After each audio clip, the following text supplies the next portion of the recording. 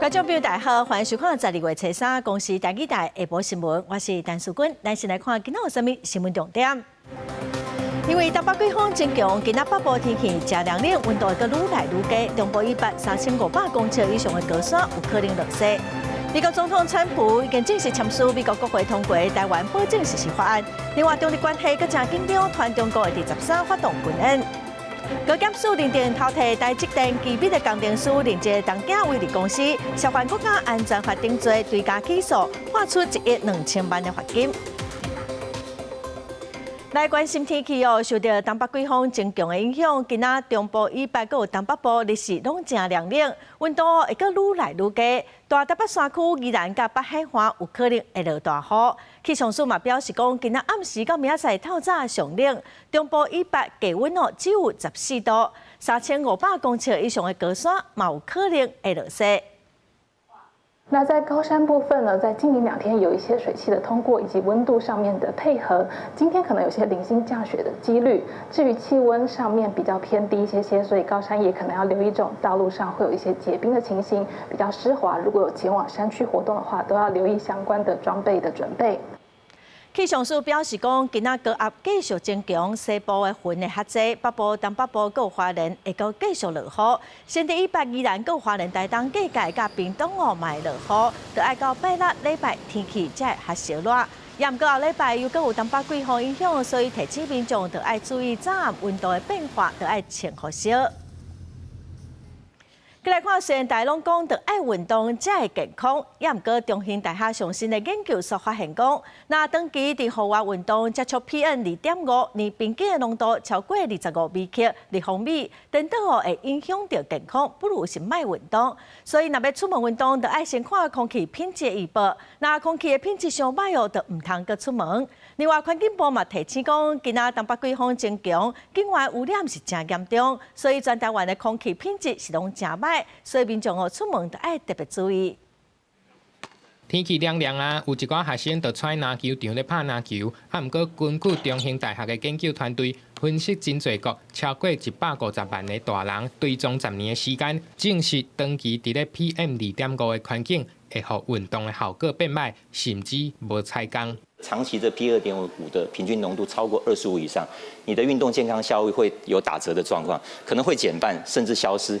大概在35到50的时候，规律运动对于癌症死因的保护效果已经消失。这是全球头一个查出 PM2.5浓度和运动健康效益关联的跨国大型长期研究，嘛发表伫国际重要医学期刊。学者讲，东亚、南亚甲北非地区受到季风的影响。PM2.5的影响大大明显，啊！若全球目前有将近50成的人口生活的环境当中，每一年平均的浓度每日愈未超过25微克。可能心肺的影响啊，可能会就是致癌的风险提高啊，或者是说对可能呼吸道的疾病，就是你出去的时候会感觉到就是身体有点不适的那种感觉，就可能会戴口罩出门之类的那种情况。会再继续运动吗？就是可能会先避免掉那几天。自初三开始，东北季风增强，天气会转凉。环境部嘛提醒，境外污染物嘛影响到咱台湾的空气。透过环境部即时空气品质资讯，初三一透早，全台湾的空气拢是普通到柑仔色提醒等级。最主要是风啊，因为风如果太弱，吹到中南部以后，风变弱了以后，它就可能把北部的这个吹到中南部，就比较容易累积在那里。但是它没有像上礼拜，上礼拜就是比较高。那目前的情况看起来是有稍微就是普通良好到普通。环境部讲，甲顶礼拜 PM10无同，这礼拜是受到东北季风的影响 ，PM2.5影响范围会拓到中南部，因为中南部是伫咧风尾，佮加上无落雨，污染物较高立即。估计初五透早开始，空气品质可能会当回到普通的等级，提醒民众爱注意。公司新闻采访报道。来看美国总统川普伫美东时间初二签署美国国会进行通过的台湾保证实施法案，让台美官方的交流正常化。咱国外交部长林佳龙表示感谢，嘛认为讲这是台美关系正大的进步。另外，中日关系到当哦是个真紧张，有风声讲中国有可能伫13来发动大型的军演。我就在这里哈，那不管是台湾的护照或外交部长的名片我们都可以走遍天下。林佳龙反击中国外交部讲台湾无外交部长的代志，嘛强调咱国伫国际有行使主权的能力，台美官方交流嘛有机会正常化。因为美国总统川普正式签署国会通过台湾保证实施法案，即时生效。川普政府第一份算通过的有台法案，所以对先前有一些质疑台美关系的，我想这个就不攻自破。对于双方面交往准则可以彼此更这个完整的互动包括其中到联邦机关洽公，或者是到我们代表处来这个互动。美中日元首通话了后一礼拜以来，各界关注区域的局势。林佳龙接受专访的时阵讲，中日争端可能会延续1年，嘛讲台日正在共同打拼管控情势。为什么讲1年呢？不是半年呢？不是2年呢？不是3个月呢？冷却下来，避免升高冲突到失控但是也要各方的努力。年底的时候，每年的11月到12月本来就是中共军演的热季。那对中共来讲他只要把例行的像是联合战备组群以及沿海长训的这些常态性演习做一个包装，那再提供一个特定的演习代号，就可以变成是一个有针对性的演习。所以我们不能排除任何可能性。有关媒体引用国安人士的讲法，在中国日本关系紧张的情形之下，中国可能在13发动大型的军演。国安局讲会了解状况。也若洪都拉斯总统大选开票，目前主张甲台湾恢复邦交的2个候选人领先。林佳龙讲，咱国对恢复邦交持开放的态度，会积极甲未来总统当选人讨论双边外交的关系。记者综合报道。进前3个偷摕台积电2奈米关键技术的工程师被起诉，高检署暂时认定讲，其中一个工程师任一个东京威力公司，嘛涉犯国家安全法等4项罪，所以对家起诉一间公司，判处1亿2000万的罚金。检方伫8月底起诉任职东京威力公司的陈立明，佮有台积电的工程师吴秉准，甲郭一并3个人，认定讲因偷摕台积电国家核心关键技术的营业秘密，涉犯国家安全法等罪，分别是求刑14档、9档、甲7档。检察官调查认定讲，东京威力公司依法对陈立明是有监督的责任，所以嘛应该爱负法定刑事的责任，所以将对家起诉，求处1亿2000万的罚金。东京威力公司是表示讲，目前应该确认。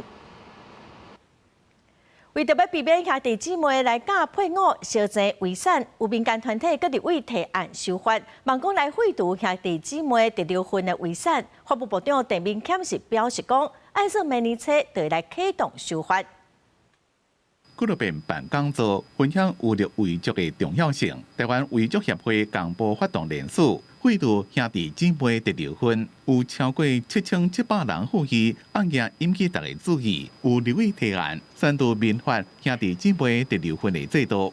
走到特留份这一关的时候，它引发出来的问题是，常常有一些几10年没有联络的兄弟姐妹，他到最后被继承人死亡的时候，他就跳出来就特留份的部分，然后跟其他人在对簿公堂。所以法律本来应该保障家属，就现在反而变成制造仇恨。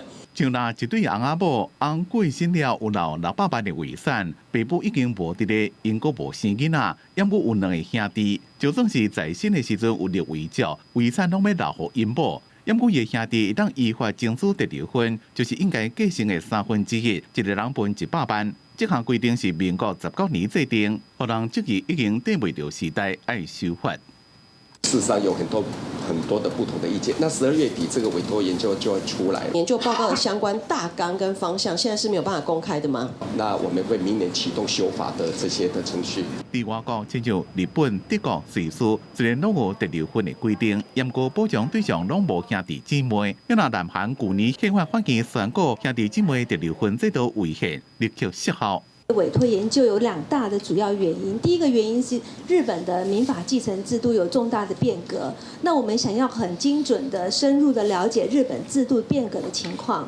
那第2个原因呢，是因为我们105年有个修正草案，但是因为各界的问题意见很多，那所以没有完成立法。其实，伫咧几多年前，法务部就捌修法降低兄弟姊妹伫离婚的比例，已经甲法案送入判院。不过，迄当阵的立委任期就要改版无连续，无完成审议。即便伫离婚的问题，搁再引起大家注意。法务部讲，按算伫明年初开始有关民法继承篇的修法程序。记者综合报道。台北地检署昨针对中油第三座天然气接收站的工程，向检机关虚报预算上100亿来进行搜查，嘛约谈业者甲中油相关的人士，计共13个人到案说明。有环保团体就批评讲，中油三接阁还未通过环评，就听讲有厂商哦，拢已经伫附近的释出了，这该当好好调查。董事长有符合价格吗？说起正当做是期方因为涉嫌中油三接外推保化工程负报备案，车子遭到协谈到台北地检署。面对提问无讲话共一日，台北地检署并分11路去中油甲世纪公司等地搜查，通知甲采购案相关13人到案说明。检举还送到法务部21天，我觉得你们法务部真的很棒啊！那个我要尊重检察官，我知道你尊重，没有骂你。面对采购备案疑云，中油发声明回应，这摆搜查牵涉数项，爱等司法定数来调查清楚，配合司法机关后续的调查。根据调查，中油在2001年之间发包办理中油三接案2期的外推保化工程，由世纪公司负责设计、预算编列甲招标文件制作，是咪到煞标出？迄时阵中油总经理技术甲业者交结，瀑布工程经费超过100多亿，过程中甚至互人偷录音。生长的状况非常的差，非死即伤了。希望政府真正来重视整个，如果是错误的政策，未来怎么避免？环评还没有通过的时候，厂商已经注定了，这个就是疑案重重。后面为什么会有这些不报追加？我想就是中油本身的问题啊。环团呼吁政府甲相关单位爱审慎严查三接工程是不是还有其他问题，检调是要调查中油是不是官商勾结，或者是互行特定厂商资金各流向什么所在，深受地质保政策各界拢正关心。记者综合报道。诈骗加唱秋行政院提出诈骗犯罪危害防治条例修正草案，要来提悬刑责，嘛要求讲被告得爱付和解金，才会当来尽足减刑。这个草案计共是有21个版本，今仔日欢迎审查。司法部嘛表示讲，诈骗的广告有9成拢是刊伫 Meta， 所以这间公司嘛已经罚款1850万咯。台湾诈骗上攻，行政署统计今年11月平均每日受理诈骗452件，平均每日财损1亿9970多万。为强化打诈，行政提出诈欺犯罪危害防治条例修正草案，有3大修法方向，针对高压诈欺犯罪提悬刑责，诈欺金额达到100万，处3年以上；10年以下有期徒刑，延并科3000万罚金。也有增订禁止条款，被告付还和解金，才应尽足减刑。今年1月到10月已经通报了34000件，约70%的被害人能够意识遭诈而停止汇款，成功的拦阻金额达1亿7000余万元。为了加速填补被害人损害，修正草案第46条、47条，自首自白且于一定期间内赔偿调和解全额的人呢，实有获得法院裁量减免刑责宽点之可能。中央分别提出修法草案加上正义版，有21个版本。这个协助诈骗，另外网络诈骗部分，司法部表示，看上最诈骗广告的网络平台有超过90%，是并且母公司 Meta。内政部指出 ，Meta 涉诈信息有14万起，已经函请司法部罚1850万。有理会关心，诈骗透过网红包装假推荐真诈骗的普设广告，是不是有对策现象？广告费不是给平台，可是给这些网红，他一样可以刊登啊。然后刊登完，其实因为这些平台他们的红利就是来自于使用者的数据流量啊，可是现在他们换一种方式去规避你们的广告揭露，针对于不实的讯息，也是可以去要求他们来进行下架的。我们要求他把我们的这样的一个诈骗的样态，作为他们自己在做 AI 演算的时候呢，可以去。事先的去做一个巡检去下架，过去他们大概在这1年下架的这个件数大概超过430万则。另外，银行配合防毒诈骗，透过主动政策，冻结可疑账户。根据统计，经持账户比去年增加12000户，所引起争议。有议会接到真济民众တင်情，指账户无故加做警示账户，严重影响生活。尽管会回应，一家银行经常来回沟通优化定数。记者综合报道。婚龄出产的台湾鸟的鱼排，和高雄市的卫生局验出有未当使用的动物用药，业者不好家己家共批回送到国际验证机构 SGS 去检验，结果是无问题。高雄市卫生局是强调讲，因的检验天数拢有照标准，业者会当来申请复验。伫组提出手机内底检验报告，哪讲哪比，婚林口湖鱼类生产合作社出产的台湾鸟鱼排，初一去互高雄市卫生局验出未当使用的动物用药。合作社除了配合产品逻辑调查以外，也家己共配混样，以及无共配鱼排拢送去 SGS 检验。初二结果公布，全部拢是无检出。合作社总经理直做讲，因的产品要对阮出货进前拢会先送验，无问题才会出货，而且共配产品拢会留血样放1年。现在混样的鱼排再次送验嘛无验出。到底都一大款在出问题，因也等来厘清。主管机关也有到该有疑虑的那个养殖场那边去采样，那也要等待它那个检体的报告出来。抽验时为完整包装，检验结果检出动物用药恩佛奎林酸缩与不得检出之规定不符，以上与业者自行外部送验同批原料样品为不同检体。若食品业者对检验结果有异议，可自收到通知日起15天内向原抽验机关申请复验。高雄市卫生局强调，业者送验的混样产品，甲验出违法药物的鱼排，毋是同一个检体。若是有交期，会当申请复验。业者认为，拢是同一个鱼温饲出来鱼啊，无应该干那一地有问题，会申请复验。而针对卫生单位甲业者检验结果有出入，民众讲袂影响消费意愿，不过也是爱紧找出原因。应该中间过程流程里面中间出了什么问题？那个养鱼的渔夫他不会自毁名誉啦。高雄市卫生局表示，目前也未收到业者针对问题检体申请复验。业者讲，申请今仔日会送出去。另外，婚姻关农业处要针对饲养台湾鸟的迄搭鱼温来抽验饲料、鱼啊、底土甲水质。检验报告大概需要1礼拜，一搭来厘清，毋忙赶紧找出原因。记者柯家朱超雄综合报道。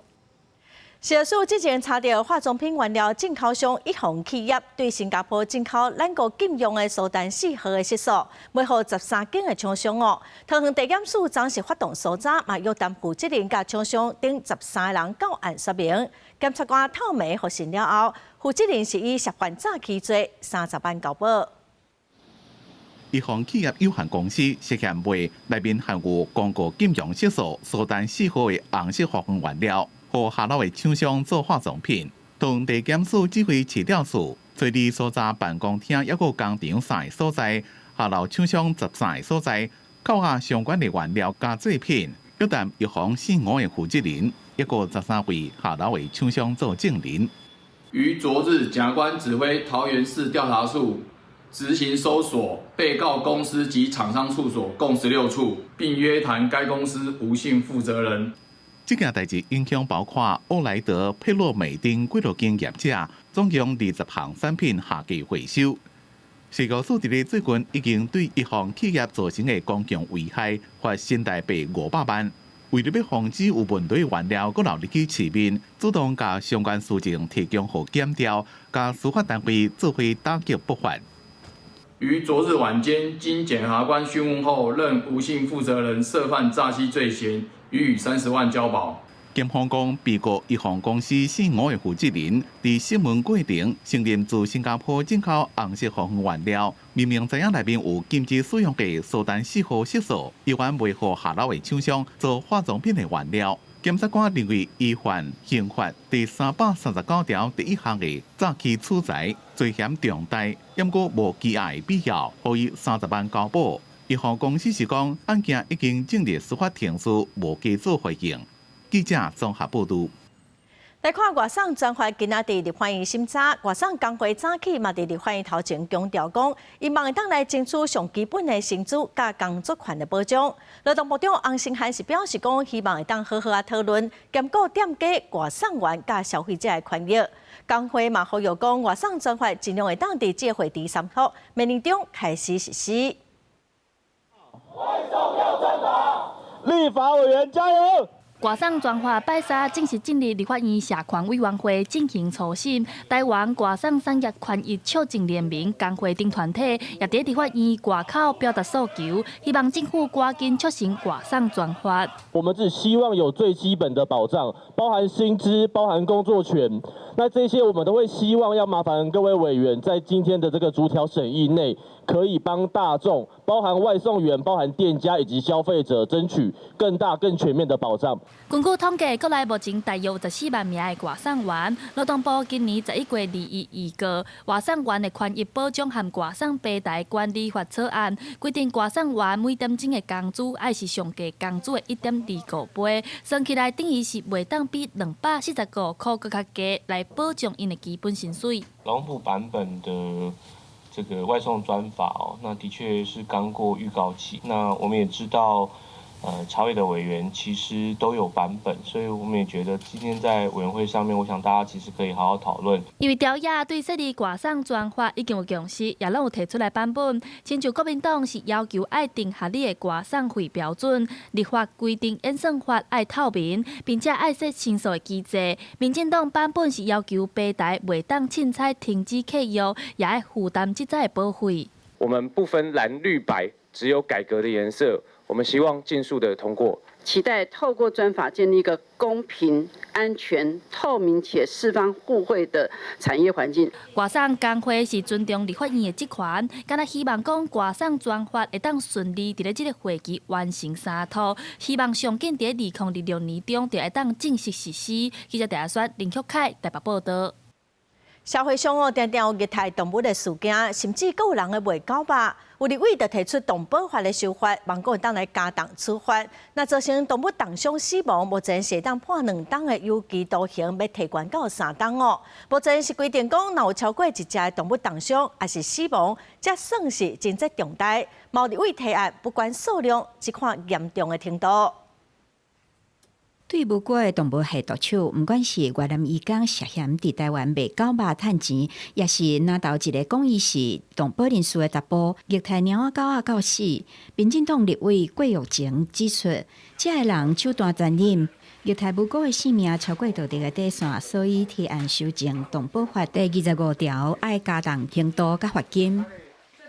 从现行的2年以下，那提高到3年以下，那同步的提高的罚金呢，是从30万到300万哦。国民党立委陆玉玲嘛认为，应该把刑责提悬到3档以上，将罚金对20万提悬到50万。伊强调，美国、日本等先进的国家的刑度，拢比台湾悬足多。美国是最高处以7年的监禁，日本是面临的最高5年的监禁，显见我国现行的罚金跟刑责无法去有效遏止类似的事件。针对动保法第25条，认定虐待动物进行重代价，是爱过失地复诉动物重伤也是死亡。立委杨庆英等认为，应该把复诉提掉，要保护动物不被凌虐，不再伤害，而不是因为必须要有复数以上，不以数量，而是以实际的行动。伫立法院外口嘛有为野生动物而走行动联盟的团体，也标记批评政府伫管理流动动物的力头无够，制度缺漏，要求新增条文，确保会当禁止民众乌白饲流动动物。我们就要做很多要降低冲突的事情，譬如说要去取缔这一些喂食的行为，这个样子，那就是针对有没有针对喂食就是开罚。早起立法院经济委员会审查动保法修正草案，总计38个提案。农业部表示，除了加重刑责、加强饲主的责任、提升收容管理品质、强化动保检察员行政调查职权，拢已经有共识。公视新闻采访报道。国际新闻来看，美国的国防部长赫格塞斯伫9月份的时授权美国海军攻击一只委内瑞拉载毒品的船，当时是有2个船员跳船救生，却阁防弹死，因为这违反国际人道法，嘛引起争议。也毋过，伫过去的3个月，美军伫加勒比海甲太平洋，又搁针对载毒品的船发动21届的攻击，嘛至少造成83个人死亡。美国民主党的议员就暗算要伫国会来投票，阻止美军继续对运岛的船来发动攻击。美国总统川普初日伫今年最后一届的内阁会议中强调，美方真紧着袭击委内瑞拉的掠夺目标，强调已经掌握毒贩的情报。这届要限制总统川普对委内瑞拉采取侵略行动的民主党参议员表示，会透过国会投票阻止美国对委内瑞拉发动攻击。维吉尼亚州的 Tim Kaine、加州的 Adam Schiff、肯塔基州的 Ron Paul、甲纽约州的 Chuck Schumer 伫联合声明当中指出，对委内瑞拉采取未经授权的军事行动，会是付出真大代价的错误。He said, "I want those boats taken out. We need more information on the Caribbean. I've asked Hegseth over and over again to release the video so we see what's going on and we see if there are war crimes." 过去3个月，美军至少对加勒比海甲太平洋的科技运岛船发动21摆打击行动，至少造成83人死亡。关键伫9月初2迄天的行动，2名生还者伫水中互走灭。I watched that first strike log, so I moved on to my next meeting. A couple of hours later, I learned that that commander had made which he had the complete authority to do, and by the way, Admiral Bradley made the correct decision to ultimately sink the boat and eliminate the threat. It was the right call. We have his back. So you didn't see any survivors, to be clear, after that first strike? You personally? I did not personally see survivors, but I stand because the thing was on fire. 华盛顿邮报引述消息人士的讲法 ，Hegseth 当初口头下令，甲所有船顶的人拢抬死。根据国际人道法，只要敌对人员互人拍着伤、失去作战能力，还是投降，就袂过是合法的攻击目标。故意对安尼的人发动攻击，是袂互人接受的。公司新闻，黄文良编译。再来看比利时的检警暂时调查贪污甲诈欺案，搜查欧盟外交机构、有欧洲学院、有嫌犯的徛家。现任的欧洲学院的院长，嘛是2014年到2019年欧盟外交甲安全政策负责人莫格里尼，有其他2个嫌犯，即马拢封抓起来咯。应欧洲公共检察官办公室的要求，比利时检警车里分3路大动作去布鲁塞尔欧盟对外行动处总部、布鲁日的欧洲学院以及涉嫌嫌犯大的所在敲找。现任欧洲学院的院长，2014到2019年，捌做过欧盟外交甲安全政策负责人的密格里尼，以及欧盟对外行动处的官员，甲一个欧盟学院的经理。互检方以涉嫌贪污甲诈欺的罪名逮捕。欧盟一位非发言人迄天伫咧记者会证实有即件代志，对着案情无愿意加讲。Indeed, we can confirm that the police was today at the AS buildings, and this is part of the ongoing investigation of the activities that took place before in the previous mandate. And there is nothing more we can provide you with because there is now an ongoing investigation happening.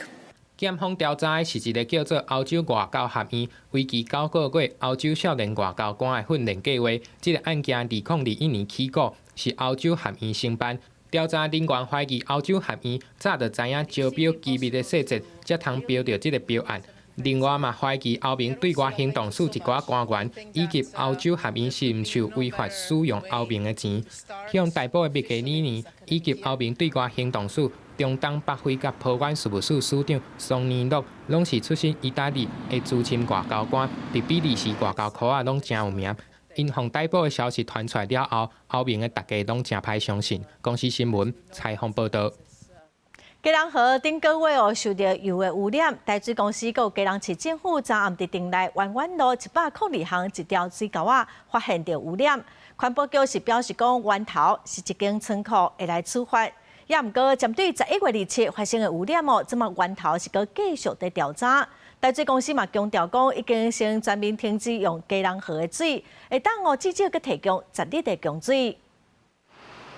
基隆市暖暖区町内法院宫头前的大排水沟边啊，大型的怪手乌胶底涂埋，垃圾油马上浮出来，加在有杂油的锁仔阻挡，无流向基隆河。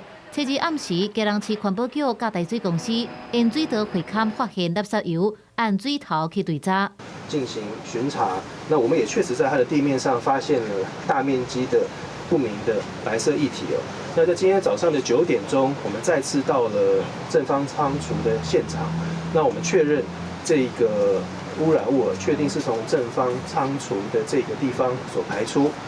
环保局研判健康程度污染的事实明确，下晡会依法罚3万到300万。市长谢国良是讲，这污染甲11月27日日起加付的垃圾油目前无关联，不过也无排除是污染源之一，爱等待检调厘清。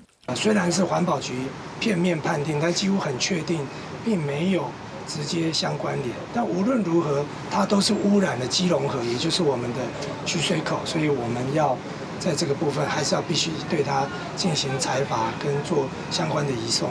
又搁传出垃圾油的事件，地水总经理李定来对地中到现场坐镇，强调已经全面停止处基隆河的水，因那暖净水场目前由西市水库专量提供水。会设法由新山净水场调度达江支援大约1万吨的水，经过评估，现阶段可以当一期大约10天送水稳定。目前来讲，会用到西市水库的水大概是只有1.6万吨，所以我们预估了哈，大概应该是可以维持差不多10天的一个供水的一个稳定。地水强调暂时无影响送水的情形，接下来会进行污染水质的检测，确认无问题向市府报告。若市府也认定合格，就会启动储水，希望2天之内会当恢复储水。公司新闻采访报道。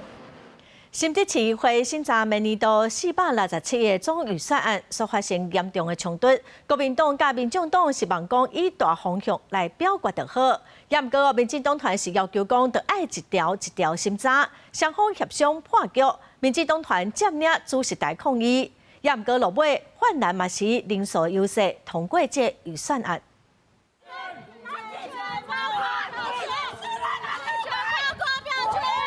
新竹市议会国民党甲民进党爆发严重冲突，双方伫主席台相战，场面强要失去控制。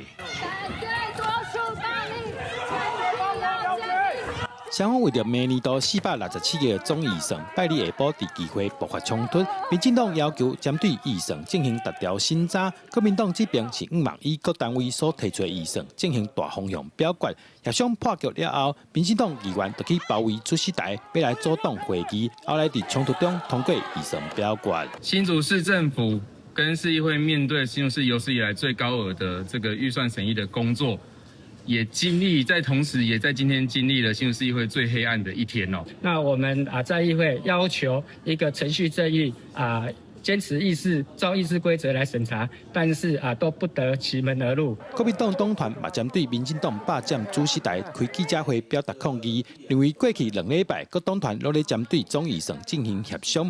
不过，民进党向主动开会，批评根本是政治考量，不让我们议员在这个议事堂开会以及在审议预算，在这个最后一天，我想对我们新竹市明年的建设会有非常大的问题，包括我们的辅发现金以及0到6岁这个政府养，还有很多我们基层的建设都会去影响到。在这里也要呼吁民进党，不要因为政治作秀，把立法院那一套搬到我们新竹来。新竹市明年总预算在争议中表决通过，但民进党党团认为会议违反议事规则，表示下日会向内政部提出退回审议结果，要求重新审议。记者狄君和新竹报道。内政部统计，台南11月份因为诈骗的损失就有4亿1千万，是全国上济。嘛，佮发现讲诈骗集团利用在地空山节、月经港定节等活动网站甚至是文化局的网站来诈骗。市政府是表示讲已经报案，嘛呼吁民众得爱惜礼。一日会豆大开起来，向定咱人有坚强意识，并有来自各个艺术家5会10色的作品，特当成10几万人来遮行带台南良行空山节，1个月结果起稿，即阵怎变成上空上芳，因活动要照临时工的名义，甲咧Google表单连接互民众报名登记、确认资料。一定会啊，尤其现在粉丝专业那么的热门，一定有人在分享，你就会想说去抽抽看。看到这种广告我差不多拢会甲滤掉啊，无就真正有兴趣无，去迄个市政府的网站遐去来看，来求证，敢是有真正这件代志安尼。那文化局办的空山节，互老仔掠来当做目标。即阵另外一个台南代表性的月顶港定节，嘛出现假报名，找志工以后顶员的名义来甲人骗，甚至有人偷用文化局面册盗甲名义，要来共关起点诈骗的连结，也是加入来进一步参加课程来拐钱。文化局也马上启动这个所谓的检举，那也有报警，甚至在网络上做一些澄清跟封锁的动作，希望民众能够注意到说相关讯息，如果你觉得有疑虑的话，那也可以到文化局来查询，那一定要到文化局的官网来查询相关的资讯。经过内政部11月份统计，台南诈骗财损金额有4亿1000多万，参顶个月比关32.3%，全国上悬。时阵警察局嘛提醒，一定要纠正，提高警觉。谨记防诈4不：不点击、不填书、不转传、不汇款，且不轻易提供个人资讯及金融账户等。诈骗手法千变万化，抢在去当着不少人士来拐钱，乡亲要爱注意，任何细节无实本。记者苏台南采访报道。再来看屏东大堤的西四站附近哦，这几天传出讲有民众甲车停伫高架铁轨路下骹，要牵车的时，却看到车门哦是互烤甲火，所以向警方报案，有2个受害者。警方是强调讲，这是公共的空间，嘛怀疑讲是共一个嫌犯做的，佮长的对查。是，有一个阿伯跟我说，对他家的位置，问我什么时候回来，我就说我是今天下午回来。新花的。警方接到通报，到现场有一位姓吴的查甫人报案，讲伊的车去互人敲3条伤痕。这名查甫人讲，顶个月30到屏东西市火车头，高架铁轨路下骹的空间要停车，停好了后，有一名阿伯甲伊讲，这搭所在是伊的袂当停车。结果吴先生翻头发现伊的车刷加3条伤痕，互伊气甲赶紧报警。案发地点均为竹田乡龙门路段路桥下，目前已锁定特定对象，并将持续深入调查。警方讲，目前已经有2位民众报案，有锁定1名嫌犯，会搁调查附近监视器，甲案情查清楚。实际到高架铁轨路下骹的空间，若车停到满4架，搁有人咧披衫，袂少车有营业，看会出来停足久啊。有空位的所在，甚至有人用乌托邦占掉的。附近的民众表示，虽然是公共空间，但是有袂少大户拢当作私人土地占用。迄也无啥名，也毋是你的，咱若你不管话。隔壁灯也是本灯人，你若有位甲停咧，无人甲你管。你谁先来就谁先用啊，这是基本的。但是有很恶劣的是讲，车开走，我都会停落安尼啊。哦，个降位啊。对啊，骑摩托车来换轿车开出去啊。看到有很厚的灰尘啊，跟一些放了好几年的车子都放在那边，甚至废牌的都放在那里。警方提醒民众，这算是公共空间，请附近民众唔通占用，以免发生纠纷。议员嘛表示，已经向代替屏东县政府建议几啊年，希望会当重新规划铁轨路下骹的空间，不过拢无明显改善。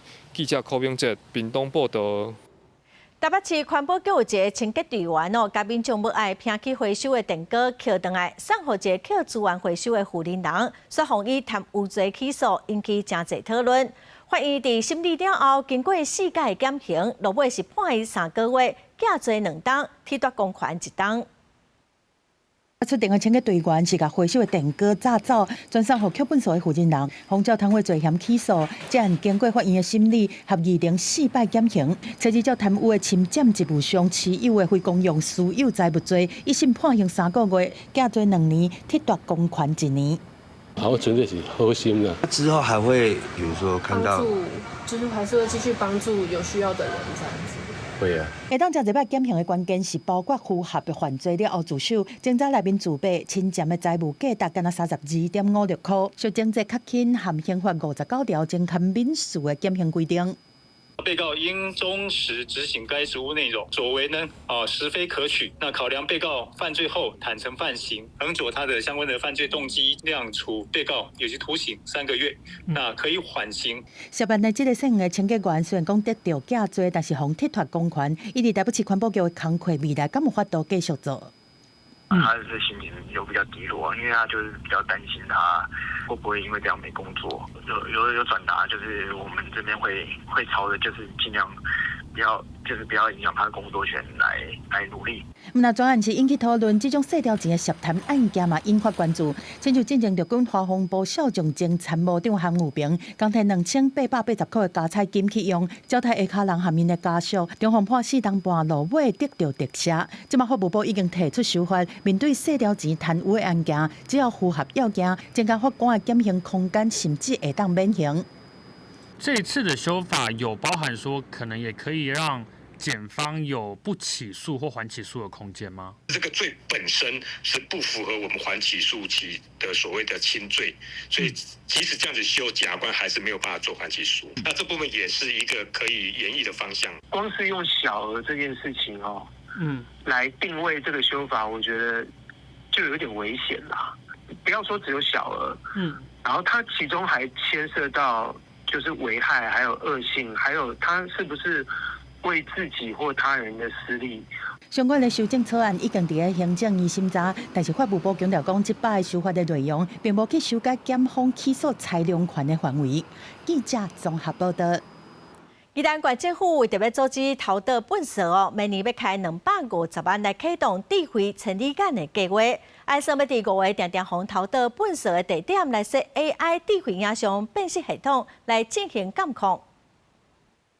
当选委会湖三清宫下骹的山坡启用头道大量的废弃物，互地主是真困扰。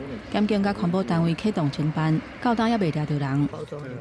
这废弃物拢互假碎过，地主怀疑是事业废弃物。今年初，检警甲环保单位有查到环保犯罪集团，伫宜兰几个所在偷倒废弃物，加真侪人起诉，专案审理当中。宜兰最近类似偷倒废弃物的行为真正出现，嘛冲击环保甲生态。柑仔篮桥是真侪货车会行的路，县府为着阻挡偷倒废弃物的行为，明年会开250万，伫柑仔篮桥路南的方向、雪山磅空甲苏关埡口等5个所在，设置 AI 智慧影像辨识的系统。会安伫雪山磅空是为着掌握细台车的路线，伫苏关埡口是要阻挡非法在加塞的业者。所以我们刚提到的，我们之前有查到一些相关的违规行为，其实我们会把这些影像丢到 AI， 让它去学习。因为这些犯罪的手法都不断的更新，不管是隐蔽式刚刚讲的欧异车啦，或是封闭型的车辆，你根本看不到它载运的内容是什么。县府讲，乌心的业者手路一直在更新，有犯罪集团已经开始利用回头车等的模式，把废弃物透过无共款的车辆偷偷载入境。所以，县内相关的监控设备嘛要更新，而且这套系统会当加入环保犯罪黑名单，互 AI 学习，即是掌控科技的车辆，来阻挡类似的情形搁再发生。记者综合报道。今年真侪风台，阁有东北季风，台东区渔会渔民出海掠鱼的时间是减真侪收入嘛减少。虽然政府是有提供2万到20万的休渔奖励金。也毋过，渔民是认为今年的状况，奖励金佮加上掠鱼的收入，根本是无够油钱甲互渔工的薪水。台东县当天是基鱼大出的时阵，毋过台东区渔会渔民出海2天，真无简单才掠到2尾，有经济价值来赔回基鱼，渔贩啊马上就来收。结果不好，今年比较慢啊，今年那怎么样，我们都比较少啊。普遍来讲，它要捕获到那个上百斤以上的数量，跟往年比起来非常少。富康渔会拍卖市场，渔民掠到各种鱼仔摕来拍卖，也减少真济。渔民讲，因为最近2个月60天，东北季风真济，出海作业时间无到20天。台东区渔会统计，去年1月到11月底，渔获量有22万2000公斤，每公斤平均计上186块。今年同期渔获量干乃19万3000公斤，毋过平均计上起价每公斤215块，计上比去年悬，毋过一般人恐惊毋敢买，连鱼港袂食，一般3-4年为170起到200块。现在鱼的价格它会贵了差不多2-3成左右。批评政府虽然拍卖有起价，不过因为错海掠鱼的次数减少，整体收入比去年少2到3成。农业部虽然提供较准价大细，每年休息90日，奖励2到20万，不过无法度支持符合渔工薪水甲家庭的开销，希望政府应检讨奖励机制。记者综合报道。气候变迁是全球的危机，环境部甲企业合作推出控高温的hiệu量地图，透过定位的功能，地当来显示500公尺内会当hiệu量的图书馆、运动中心哦，还是超商这个所在。热天一时会当看到公园拢无囡仔咧耍，受全球暖化影响出现极端气候。热天的时阵，高温是要到40度，超过人的正常体温。长时间伫高温之下，对健康有真大的伤害。所以环境部和企业合作推出抗高温的hiệu量地图，全台湾有5000外个所在，予有需要的人会当使用。上热的时会当入去有冷气的所在休困。我们在7月的时候提出一个抗高温量式地图，热的环境之下，你能够打开之后，附近能够有什么让你去做一点调整，这对身体的健康非常帮忙很大哈。那4个多月以来我们有5000多处的量式的地点，也提供了15000次以上的一个避暑的服务。在超商门口也贴出天气炎热，若感身体不适，欢迎您入内吹冷气休息。环境部讲，为了应用极端气候，除了检讨嘛，爱做好社会照顾。亲像体温的调适能力也无遐好的囡仔，另外也有时大弱势族群，拢应该爱优先照顾。政府未来嘛，打算要甲控高温的行动走向制度化、标准化。专家是建议，会当参考国外的设备来改善公园的环境。儿童他在玩耍的时候比较靠近地面，所以有时候地面的材料的这个反射或高温可能会影响到他们就我了解，很多公园在设计的时候其实都要做阴影的这个分析，那材料的这个分析公部门面对一个新的公园的时候，怎么去强化遮阴，确保儿童的这个安全，户外游憩的这个安全。那针对旧有的公园怎么去改善，那这个也是我们同时都会关心的事情。环境部表示，高温的气候挑战是需要大家共同面对，希望未来会当有更加侪企业斗阵来响应，做伙面对高温，打造舒适佮安全的环境。记者陈心东、曾俊佑台北报道。疾管署预估，类流感的疫情开始要压悬咯。即马日本佮韩国流感的疫情嘛真严重，所以嘛呼吁民众若要出国，就爱提早注意风险。嘛宣布讲，政府已经加买15万剂，按算12月中就送到各县市。天气搁要变寒，受东北季风增强，加上冷空气导南影响，拜3、拜4部分所在低温干那14度左右。寒天较高感冒，根据疾管署的统计，顶礼拜类流感的门诊、急诊就医人数有87000外人，甲顶一礼拜差不多。但是有个疫情在要开始升悬，而且流感的部分也增加9例死亡，其中有3例是高风险族群。这3例其实都是所谓的这个感染流感之后并发重症或者是这个死亡的这个风险很高的族群也就是幼童，然后有慢性病的患者以及65岁以上的年长者。其实刚刚讲有这个新增的这个9例其实都是没有接种本季的流感疫苗，所以可以看到是说这个接种流感疫苗还是对于这个发病跟这个造成重症或死亡还是有明显的影响。疾管署也提醒讲，即马日本和南韩流感疫情正在炭烧，因应刷落来是过年甲休寒，国人会有出国的计划，所以呼吁民众爱紧注意风险。因为今年做公费流感预防针的民众较侪，所以政府即马嘛加买15万筒，按算12月中会到位。跟大家报告说，我们第一批已经采购到13.1万剂左右。好，那不足1.9万剂。我们内部有评估过，就是还是希望说买足，所以最后还是会买足15万剂，跟就铺货到22县市。那当病毒的部分，虽然顶礼拜病例数无明显增加，但是当病毒今年统计到单已经有19例重症，其中9例死亡，是最近6年来上侪。监测显示，社区流行的病毒以Q刷机 A6型上侪。疾管署评估，当病毒疫情传播风险也被长好，所以建议家长和教育人员爱教囡仔保持卫生、接洗手。记者陈心东、王志光台北报道。最近一款原本是糖尿病人用来控制血糖的药啊，和用来减肥哦，是真受到欢迎，佮袂甲欠货。世界卫生组织嘛头一届针对这款药啊来发布使用指引，嘛呼吁各国都爱制定相关管理的政策。最近减肥社会第经济门，这种原本用伫治疗第2型糖尿病的糖必素药物，捌传出袂甲欠货。世界卫生组织 WHO 更加伫7月头一摆发布用药指南，因为大可已经是世界各国的共同敌人。Obesity is one of the most serious public health challenges of our time. Globally, more than 1 billion people are living with obesity, and that number is expected to double by 2030. 世界卫生组织指出，大可都是病，而且严重起来爱人命。Obesity is a chronic relapsing disease that drives heart disease, diabetes, and some types of cancer. It was linked with 3.7 million deaths globally last year. 市面上的减肥茶真侪种，包括伊托先、酒前达、好饼健乐，成分拢是模拟人体自然生成的糖必素 GLP-1，借此通知大脑食饱，延长胃排空，也有控制血糖。世界卫生组织今年9月已经将这类的药物列入糖尿病高风险族群的基本药物清单。7月上新指南更加建议有性的人除外的成年大户患者登记使用。But let me be clear. Medication alone will not solve the obesity crisis. Obesity is a complex disease that requires comprehensive lifelong care. 社会强调，糖必素药物会当帮助数百万患者降低风险，也毋过更较新的减肥茶，拢袂当取代健康饮食甲规律运动。社会也相信，就算糖必素药物真经增产，估计到2030年，上济只有满足不到1成的大户患者。呼吁各国政府强化管理公平定价，避免进一步扩大好业产差距，也是互市面上出现品质歹的产品。公司新闻里译自编译。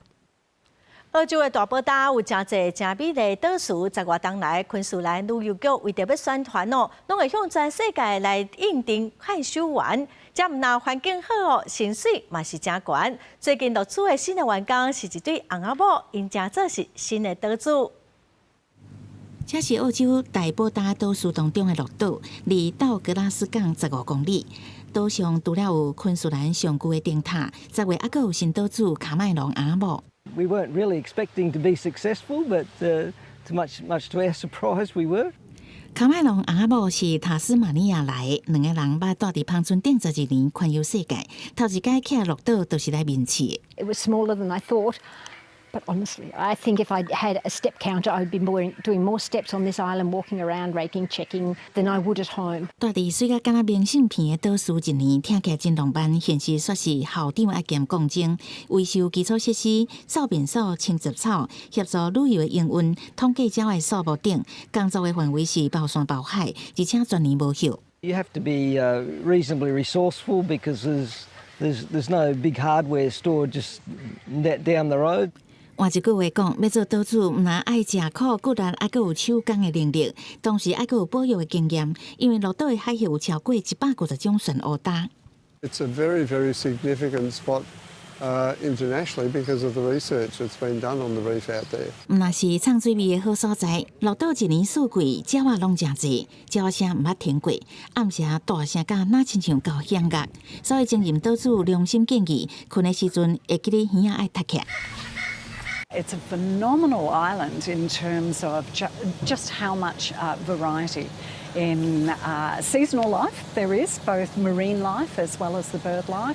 过绿岛1年薪水偌济，即届官方无明讲。根据前几年的合约，年薪差不多新台币200至250万。不过，一旦挖进岛屿生态机会是无价。I'm a person who believes if you sit still for too long, you get old. I'm just not ready to get old yet. 公司新闻林义主编译。来看科学家对一只4万年前的长毛象幼囡仔皮肤顶头摕到目前世界上上古早的 RNA， 这么互上古时代生物佮病毒的研究有新的方向。2019年困4万年遮久的细只长毛象尤卡，伫西伯利亚永冻土内互人发现，伊保存了真完整，身躯四肢部分头骨甲真厚的头毛拢伫哩。科学家经过10多年实验室解密。为伊的皮肤甲筋膜组织内成功分离个定数血糖血栓 RNA， 将做世界上老的 RNA 记录。The RNA tells us that the DNA can't tell us is it gives us a snapshot of which genes were active and turned on in the cell at that given moment in life, close to death of this individual. 科学家为 RNA 留来记录，发现有卡未死进前筋膜膜激烈缩延，能量调节系统全力运作，显示细胞经历强大压力，这甲伊身躯正深的成分符合，可能要去互洞血丝这种的动物攻击。不过实际死亡原因可能是冲突了后肌肉甲压力反应。They find plague even in bones and teeth of ancient individuals. So maybe it's possible to do this for RNA viruses too in the future. We might be able to discover the kind of pandemics from caused by ancient RNA viruses, such as bird flu, in these samples. And maybe we can even get these ancient RNAs from sediment samples from lake bottoms. And in that case, it would open up completely new avenue to study ancient viruses. 科学家指出，世界各地博物馆馆藏用打碎不是冷冻的标本甲动物的皮毛，也有可能会当用同款的方式来提取 RNA， 像讲为几落百年前所保存的密薄、地龙因的皮毛来找冠状病毒分子等等，一定无偌久的将来，可能会有真侪趣味的研究成果发表。公司新闻施伟忠编译。下晡晡的天气，咱来看各县市详细资料。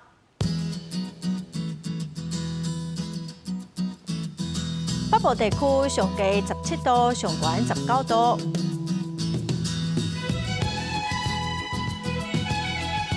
中部地区上低17度，上悬23度；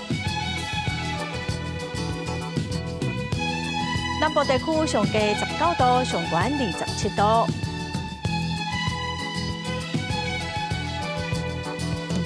东部地区上低17度，上悬24度；外岛地区上低14度，上悬22度。